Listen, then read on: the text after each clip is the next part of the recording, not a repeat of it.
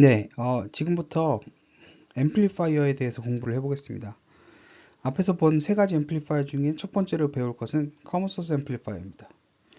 아까도 얘기했던 것처럼 커먼 소스 앰플리파이어는 이 소스 쪽이 이제 고정된 형태를 커먼 소스 앰플리파이어라고 합니다. 이 커먼 소스 앰플리파이어는 모든 앰플리파이어의 가장 기본이 되는 형태라고 보시면 되겠습니다. 그래서 여기서 보시면 소스는 그라운드에 묶여 있고요. 게이트가 인풋, 그다음에 드레인이 아웃풋 이런 식으로 구성되어 있습니다. 그래서 게이트가 인풋이고 드레인이 아웃풋이기 때문에 이런 식으로 설계가 되는데, 드레인을 그냥 냅둬 버리면 그냥 플로팅이 되잖아요. 그래서 드레인이 VDD로 연결이 돼야 됩니다. 어쨌든 그래야지 전력을 공급받을 수 있죠. 그래서 VDD로 연결되는 노드에다가 저항을 달아뒀습니다. 그럼 이렇게 되면 이게 커먼 소스 앰플리파이어다 라고 생각하시면 되겠습니다. 커먼 소스 앰플리파이어의 스몰 시그널 아나리시스, 스몰 시그널 모델을 보면 여기까지가 모스펫 M1에 대한 모델링이고요. 그 다음에 이 RD에 대한 모델링이 이렇게, RD는 그냥 RD로 붙었죠. 여기서 잘 보시면 아시겠지만 이 VDD가 그라운드로 바뀌었습니다. 이건 무슨 얘기냐, 얘를 AC 그라운드라고 합니다. 무슨 얘기냐면 VDD나 그라운드나 DC 볼테이지로 봤을 때는 얘는 전혀 다른 전압입니다. 그라운드는 0V 혹은 낮은 전압일 거고요. 그 다음에 VDD는 높은 전압일 거죠. 그래서 둘은 서로 다른 전압입니다. 하지만 AC적으로 봤을 때, AC에서 봤을 때는 얘네는 둘 다 AC적인 컴포넌트가 아무것도 없는 그런 서플라이죠. 그러니까 즉 시간이 변해도 전압이 변하지 않는 아이디어를 할 때는 그런 소스이기 때문에 얘네 둘 다 AC적으로 봤을 때는 그라운드라고 볼 수 있습니다. 근데 아까 아니죠. 이 강의를 하면서 얘기했던 것 중에 하나가 있는데, 우리는 DC만 다룬다고 했었습니다. 근데 왜 갑자기 AC 그라운드가 나오냐? 왜 AC냐? 이거에 대해서 좀 의문을 가질 수 있는데요. 요 AC 그라운드를 사용하는 이유는 우리가 스몰 시그널 어널리시스라는 건요. 그때 앞에서 봤지만 델타 V가 델타 I에 어떻게 영향을 주느냐입니다. 그죠? 즉 전압의 변화가 중요한 거지 전압의 절대값이 중요한 건 아닙니다.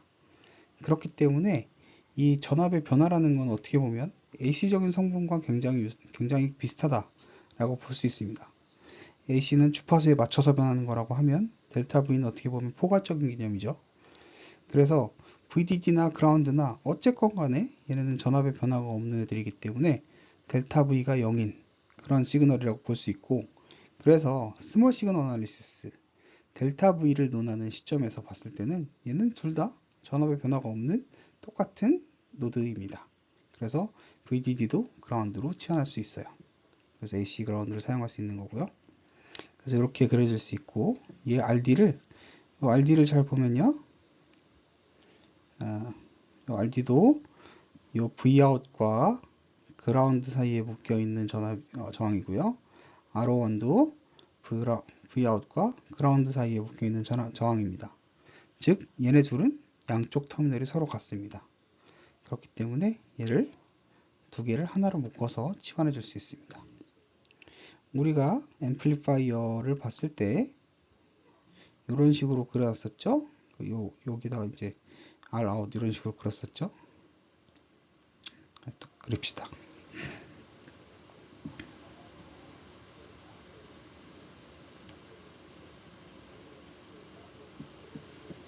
이런 식으로 그렸었죠.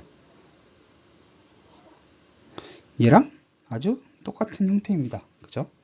그렇기 때문에 아까도 잠깐 얘기했던 것처럼 커먼 소스 앰플리파이어가 가장 기본이 되는 앰플리파이어다 라고 얘기를 했던 겁니다. 그래서 얘가 가장 기본이 되는 앰플리파이어이기 때문에 얘가 각각 Iout과 Rout을 받고요. 즉 Rout을 만든 애들은 R1과 RD의 병렬 저항 이렇게 되죠. 그 다음에 여기 같은 경우는 앞에서 사실 GMV인이라고 했었는데, 여기서의 V는 똑같고 GM은 GM1이죠. 그래서 라지 GM은 GM1으로 치환할 수 있습니다. 다만 여기서 생각해야 될 거는 전류가 어느 방향으로 흐르냐인데요. 잠깐 지울게요. 네, 전류는 이 방향으로 흐릅니다.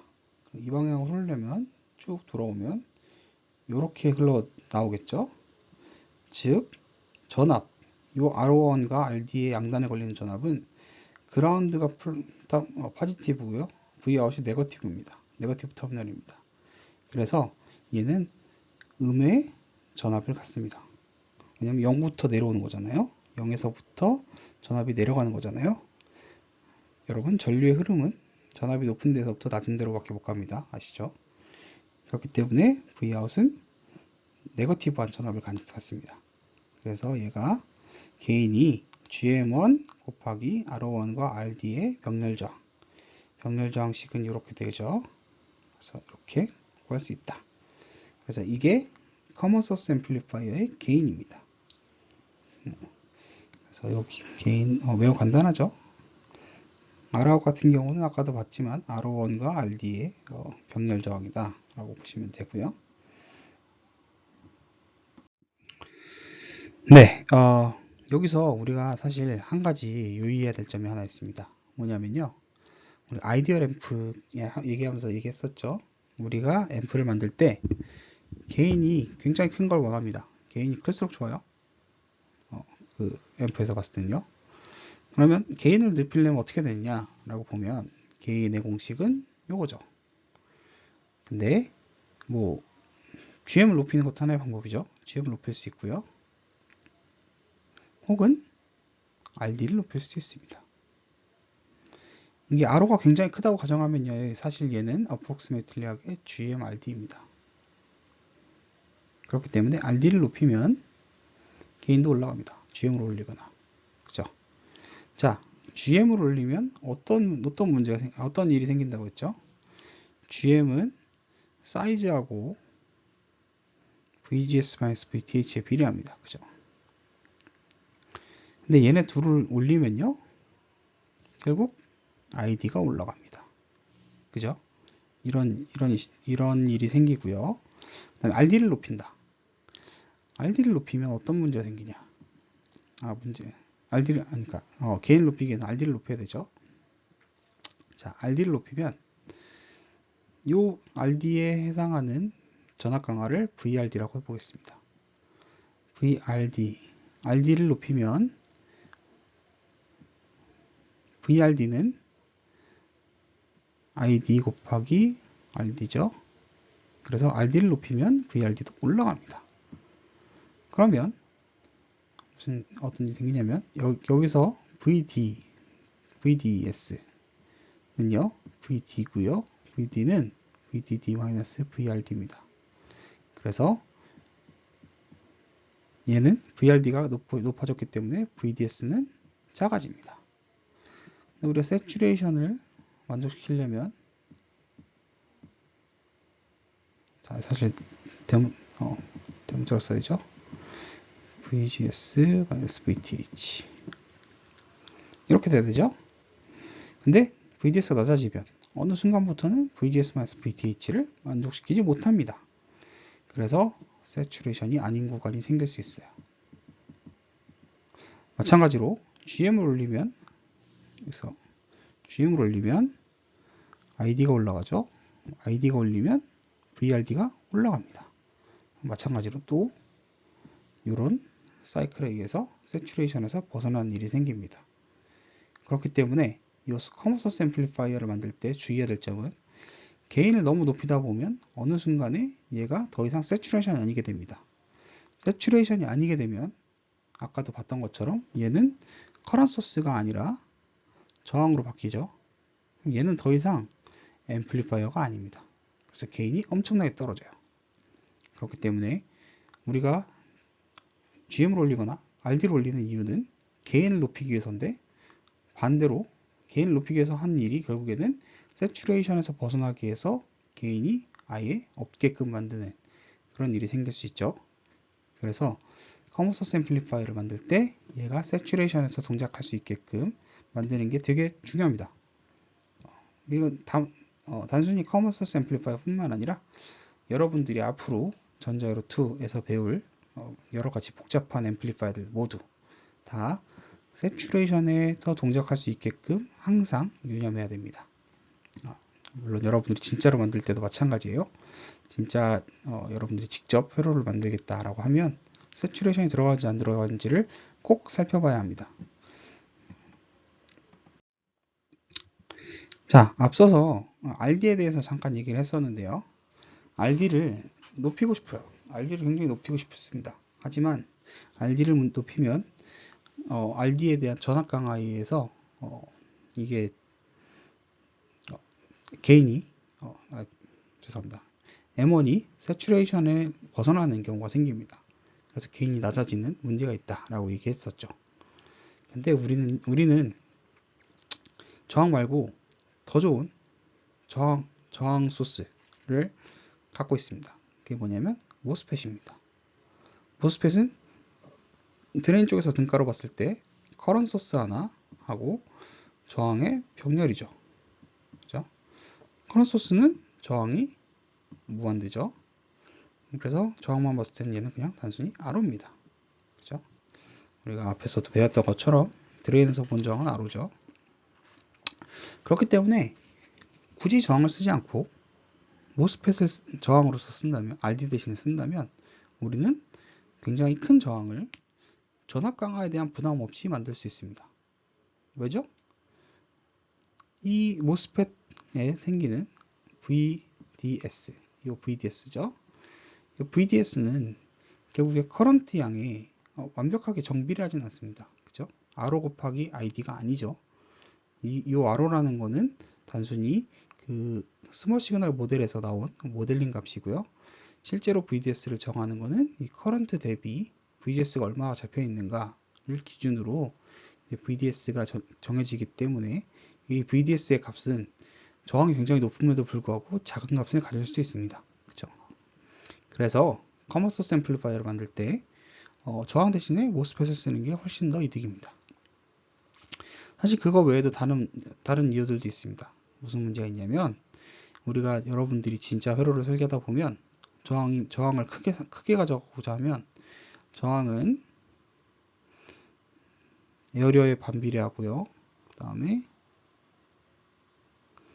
저항의 길이에 비례합니다. 그렇죠? 근데 우리가 에어리어를 낮추는 건 한계가 있어요.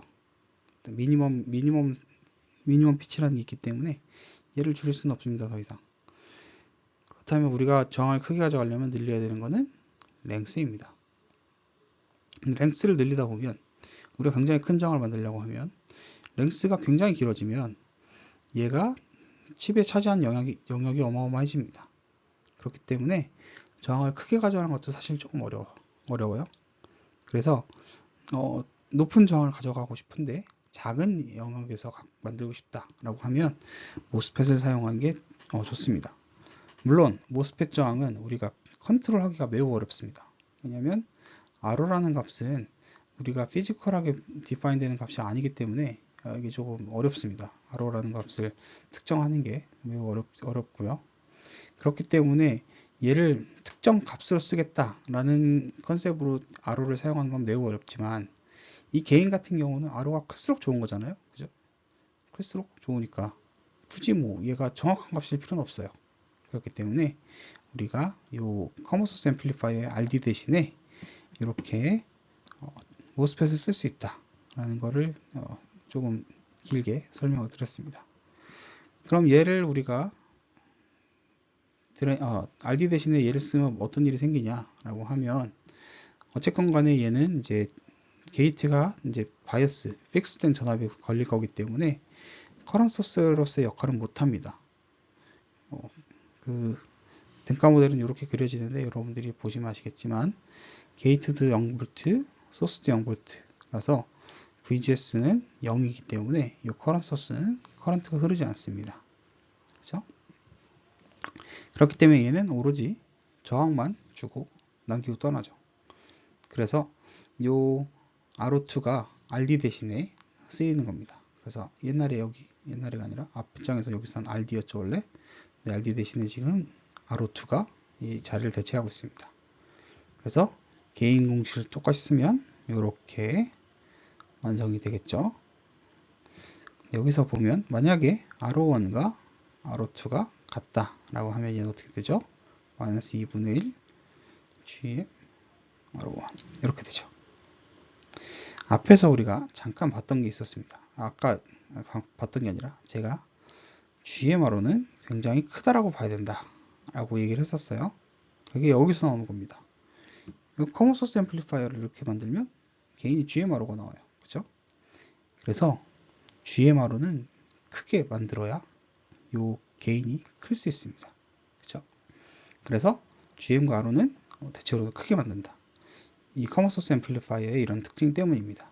그래서 우리가 GMR로가 1보다 굉장히 크다라고 하는 건 이 전자회로 전체 전자회로 과목에서는 뭐 당연하다라고 볼 수 있습니다. 그래서 이렇게 어썸션 하는 거는 사실 문제가 없죠. 다만 이제 실제로 여러분들이 설계를 하다 보면 이게 안 맞는 날이 오긴 합니다. 정확히 말해서는 1보다는 클 텐데 이 1보다 엄청나게 크다라는 걸 어떻게 정의할 거냐 이게 문제인데 이 엄청나게 크지는 않을 수도 있습니다. 그래서 그런 경우에는 여러분들이 그 조심해서 살펴봐야 하지만 다시 한번 말씀드리지만 어차피 그런 복잡한 회로에서는 우리가 계산할 게 거의 없어요. 회로가 저희 스파이스라고 하는 좋은 계산기가 다 계산해 줄 거기 때문에 우리의 목표는 전자회로를 배우면서 여러분들이 목표로 둬야 될 거는 게인을 정확한 값을 구하는 것 이런 건 사실 별 의미가 없습니다. 왜냐면 우리가 여기서 만든 모든 이 근사화 모델은 대체로는 굉장히 간단한 모델이고 여러 가지 페러스틱들을 무시한 값입니다. 그래서 실제로는 사실 우리가 그런 걸 다 고려해서 수식을 세울 수는 없어요. 너무 복잡하기 때문에. 그래서 그런 복잡한 것들은 어차피 스파이스한테 맡겨야 됩니다. 그렇기 때문에 실제로 여러분들이 아무리 계산을 잘하고 그래서 복잡한 수식을 계산했다 쳐도 사실 그게 컴퓨터보다 잘할 수는 없어요. 그렇다면 우리는 그럼 이걸 왜 배우냐 라고 하면 여러분들이 가져가야 될 지식은 자, 이런 커먼 소스 앰플리파이어를 만들었어요. 그래서 게인은 GM, R1, R2 요쯤 될 거다. 이런 어떤 어프록시메이트한 그런 러프한 아이디어를 가져가야 됩니다. 그래서 여기 이 러프한 아이디어에서 뭘 얻어낼 수 있냐면 우리는 어쨌든 게인을 높이고 싶은 거잖아요. 게인을 높이려면 어떻게 되냐? GM을 올리거나 R를 올려야겠구나. 그렇죠? 이런 거를 이제 수식으로부터 얻을 수 있죠. 그래서 여러분들이 전자회로 뿐만 아니라 보통의 공학에서 다 비슷한데 여러분들이 핸드 어널리시스를 하는 이유는 특정한 정확한 값을 계산한다기보다는 우리가 대충 이런 비헤비어를 가지니까 만약에 내가 원하는 스펙터를 안 나왔다 게인이 좀 부족했다 라고 하면 GM을 늘려야겠다 혹은 R를 늘려야겠다 이런 식으로 생각해 볼 수 있는 그런 어떻게 보면 트렌드라고 하는 게 맞나요? 어떤 경향성을 보여주는 그런 수식에서 그런 경향성을 읽어낼 수 있는 그런 능력이 좀 필요합니다.